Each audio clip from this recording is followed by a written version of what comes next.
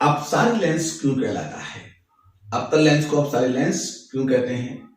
अवतल लेंस की अपसारिता क्या है? ये बहुत तरीके से सवाल बनते हैं और पूछे जाते हैं। तो इसमें अपसारी का एक गुण जो है वो गुण किस वजह से आया उसको देखना है, और साथ ही साथ ये पता करना है कि अवतल लेंस किसी पदार्थ का बना हो, उसके अंदर आखिरकार जो क्रिस्टल है उनका रूप क्या है। ठीक है, तो आज की इस क्लास के अंदर अवतल लेंस की अपसारिता के गुण को अच्छी तरह से जान लेंगे और समझने की कोशिश कर लेंगे। देखिए, अपसारी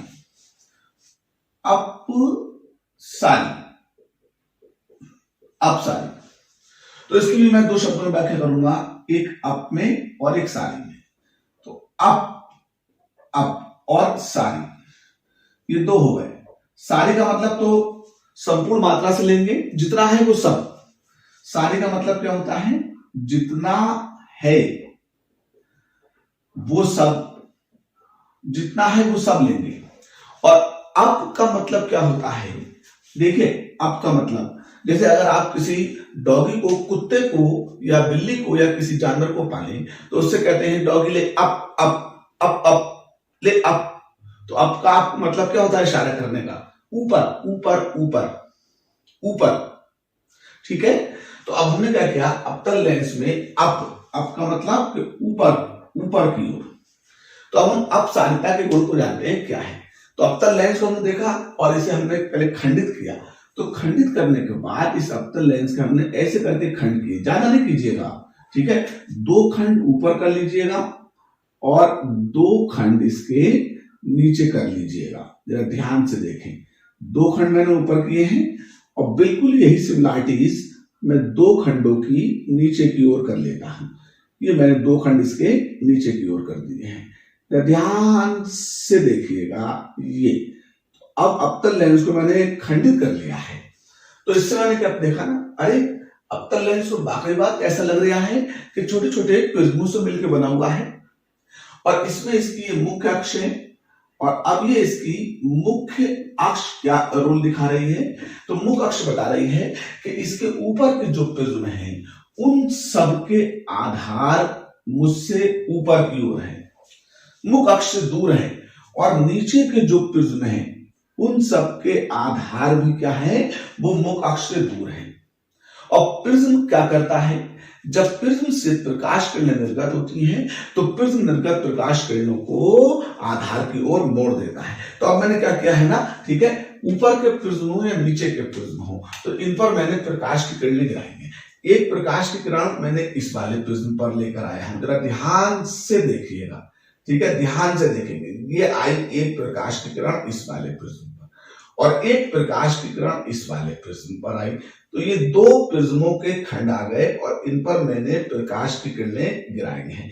ऐसे एक प्रकाश की किरण इस वाले प्रिज्म पर आई, नीचे वाले प्रिज्म पर, और एक प्रकाश की किरण जो इससे नीचे प्रिज्म बनाया है उस पर भी आई, वही आई। तो आपने क्या देखा है कि सर ने बोर्ड पर जो अवतल लेंस के चार प्रिज्म किए थे, चार टुकड़े किए थे, तो उन चारों टुकड़ों पर एक एक प्रकाश की किरण को गिरता हुआ दिखा दिया है।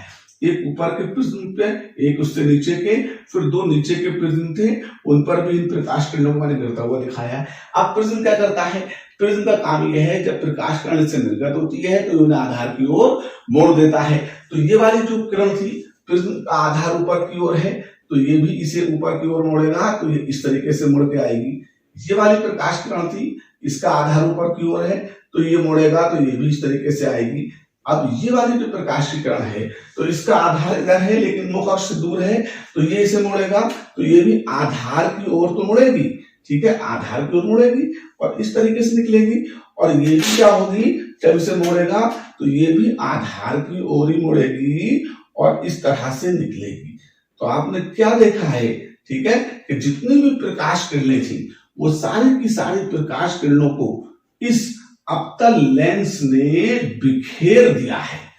क्या क्या है? इस अवतल लेंस ने बिखेर दिया है, और किरणों का बिखर जाना अपसारिता कहलाता है। किरणों का बिखर जाना अपसारिता कहलाता है। और ये काम किस लेंस ने किया है? अवतल लेंस ने किया है। इसलिए इस अवतल लेंस को दूसरा नाम जो देंगे वो अपसारी लेंस देंगे। और वो किस वजह से नाम दिया गया है? इसके इस गुण की वजह से दिया गया है कि अवतल लेंस किरणों को क्या करता है? बिखेर देता है, इसलिए अवतल लेंस को अपसारी लेंस भी कहते हैं। और बिखेरने की वजह क्या थी? इसके अंदर जो छोटे छोटे प्रिज्म थे, तो उन प्रिज्मों के दोनों के आधार, ऊपर के प्रिज्मों उनके आधार, नीचे के प्रिज्मों उनके आधार, वो सब मुख्य अक्ष से दूर थे। इसलिए अवतल लेंस ने अपवर्तन के बाद सभी प्रकाश किरणों को मुख्य अक्ष से क्या कर दिया है? दूर कर दिया है। और मुख्य अक्ष से दूर होने की वजह से सारी की सारी प्रकाश की किरणें क्या हो गई हैं?